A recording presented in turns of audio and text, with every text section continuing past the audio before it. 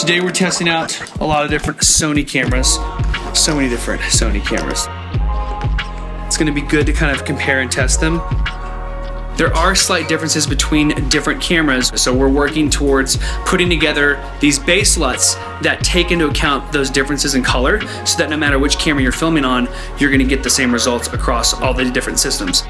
Rigging out the FX6, this one's a beast. Oh man.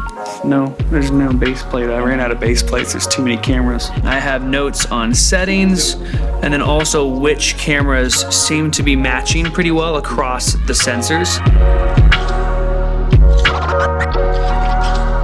Going in S-Log3 with all this dynamic range in this room. We have tons of harsh light coming in, reflections, but we have a really good roll off on the skin tone, which I think is what's so important whenever you're choosing a good color profile. From my initial tests, I've noticed that when filming in S-Log3, the color has a slight variance between the different sensors, which is why we're creating these base LUTs. S-Log3 on, say, the FX3 does not look the same as shooting on the A7R5.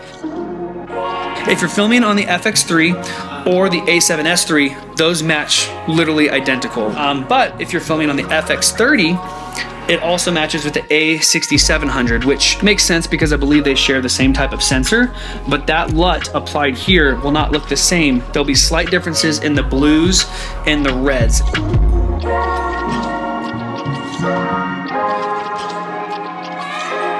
The FX6 is fantastic. What I've noticed though is the reds are slightly magenta. So we're wanting to make sure that we're compensating for that with the LUT so that whenever you're filming on it, it will match everything. S-Log3 is absolutely fantastic, but you do need to be filming in 10-bit. There are a couple cameras that are still 8-bit, like the A7 III and the A6400, and those you need to make sure that you're filming with an 8-bit profile, which we're going to be recommending Cine 4 with Cinema Gamut for the color mode.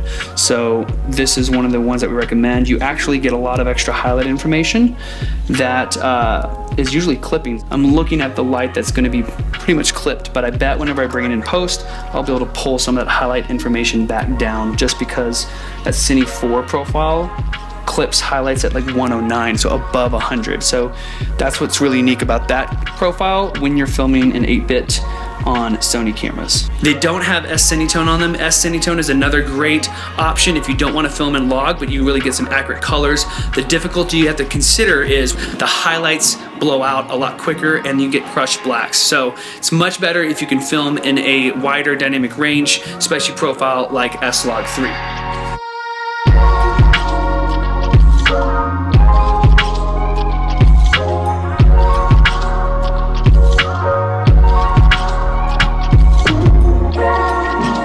This is, the camera was used to film the creator. This one filmed the creators? Cool. Yeah. Is that the content creators was filmed on? This is the content creators? So this was the camera that the creator was filmed on, the FX3. They did record out to an Atomos monitor though, so they recorded, I believe, ProRes RAW. So they didn't record it internally, but still use this camera. Fantastic camera. Action. All right, I'll be honest. Autofocus is really good on the Sony camera. I've shot on a lot of cameras and I feel like Nikon, Sony, Canon, autofocus, really nice. And that's a wrap on Sony. So we were able to profile and work with all these different Sony cameras to make sure that we're getting the best results possible for you. So make sure that you subscribe to our channel so that you don't miss the next video. We're gonna be going through all these different camera brands, show you our process, and also all the different cameras as we're filming them together to make sure that they're matching cohesively. We've been able to get a lot of really great shots today, really cool sequences. We've had really dark, moody shot areas. We've had some harsh light, but hopefully you've enjoyed coming along on this journey, and we'll see you in the next video.